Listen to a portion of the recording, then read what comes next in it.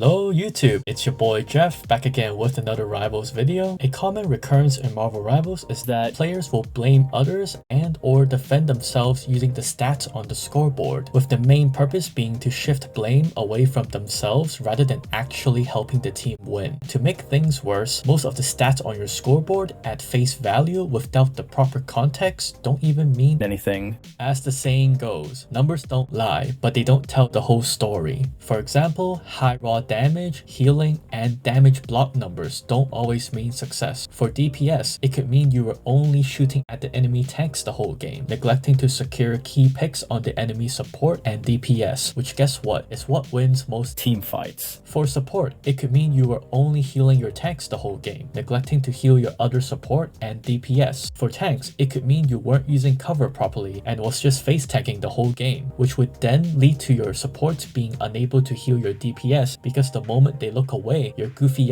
is dead. You know what I'm saying? Often people will just look at whose stats are the worst on paper and pin all the blame on them, when the reason you're losing is actually a chain reaction of the mistakes from several players in your team. That's why instead of focusing on stats, focus on understanding what's going on in your game so you can see the stats with the proper context. Then you can correctly diagnose the reason you're losing and you can actually help your team win. Let's go back to that example. The tank taking too much damage causes the supports to be unable to heal the DPS. Maybe that guy is solo tanking and the DPS aren't good enough to keep damage off of him. This maybe then leads to the tank dying over and over while the rest of the team runs away. So if you look at the scoreboard, the solo tank has the worst stats and everyone blames him. You know what would help instead? Maybe a second tank. But guess what? None of y'all goofies know how to tank. Or maybe you just don't want to, which is even worse because then you just don't care about winning. If that's the case, why are you even playing competitive then? Let me give another example. Your team is losing. You look at the scoreboard, your supports died a million times. Maybe it's because they're getting harassed by a Spider-Man or Black Panther all game with no peel. Perhaps the main reason they're dying is because they aren't healing each other. But guess what? Instead of flaming them for being trash, there are so many things you can do as a team to help make their lives easier and solve the issue. Maybe one of the DPS swaps to Namor, or a tank swaps to Thing in order to counter the dive. Maybe one of the DPS swaps to Adam or Ultron to help sustain the other two main healers while getting dived and still be able to put out damage like a DPS. Furthermore, the supports themselves can switch to something more survivable like Rocket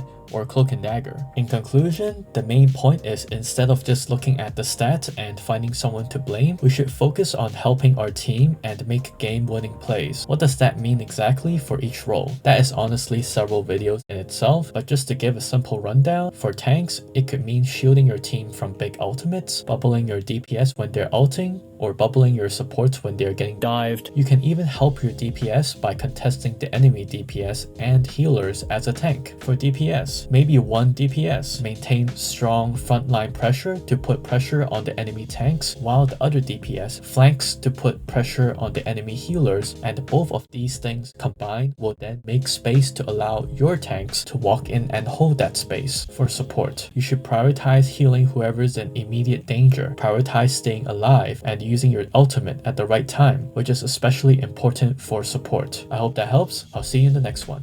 Bye.